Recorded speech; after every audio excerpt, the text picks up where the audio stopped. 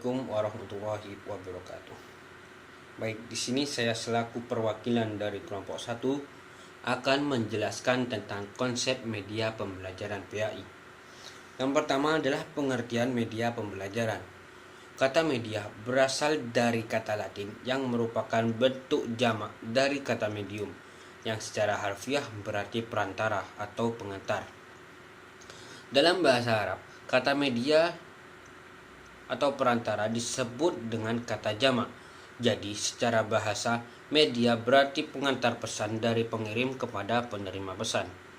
Secara lebih khusus, pengenalan media dalam proses belajar mengajar mendorong diartikan sebagai alat-alat grafis, fotografis, atau elektronis untuk menangkap, memproses dan menyusun kembali informasi visual atau verbal.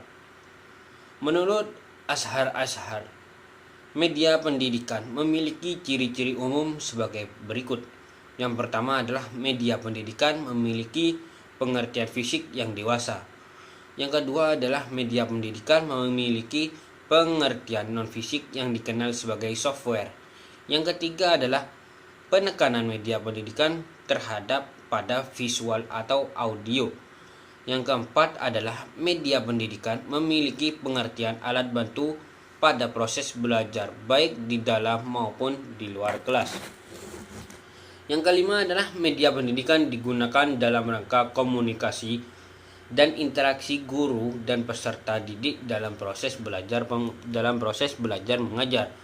Yang keenam adalah media pendidikan dapat digunakan secara massal, misalnya seperti radio atau televisi, dalam kelompok besar maupun kelompok kecil. Berdasarkan berbagai pendapat di atas, dapat disimpulkan bahwa yang dimaksud dengan media pembelajaran adalah segala sesuatu yang dapat digunakan untuk menyalurkan pesan dari pengirim kepada penerima, sehingga merangsang pikiran, perasaan, perhatian, dan minat serta kemauan peserta didik sedemikian rupa, sehingga proses belajar mengajar terjadi dalam rangka mencapai tujuan pembelajaran yang efektif. Selanjutnya adalah yang kedua, yaitu jenis-jenis media pembelajaran.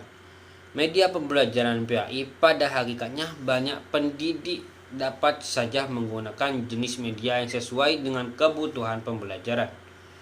Jenis-jenis media tersebut sebagaimana dikemukakan oleh Edgar Dale yang dikenal dengan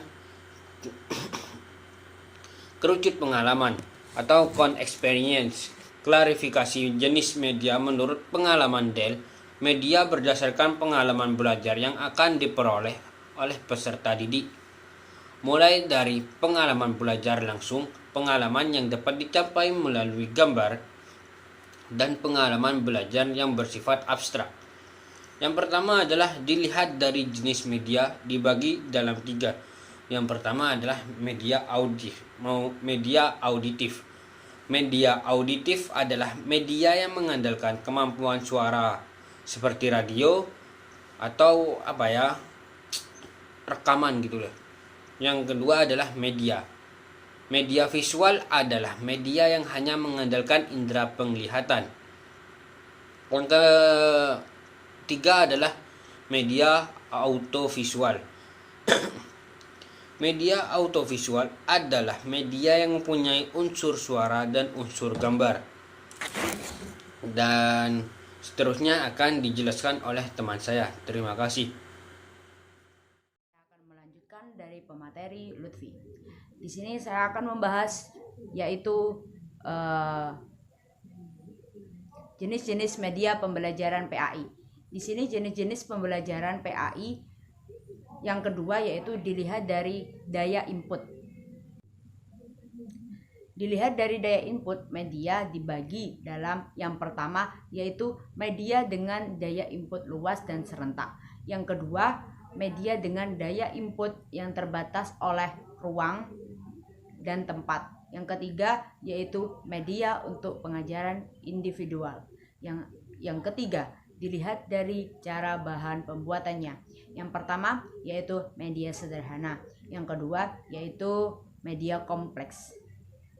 Selanjutnya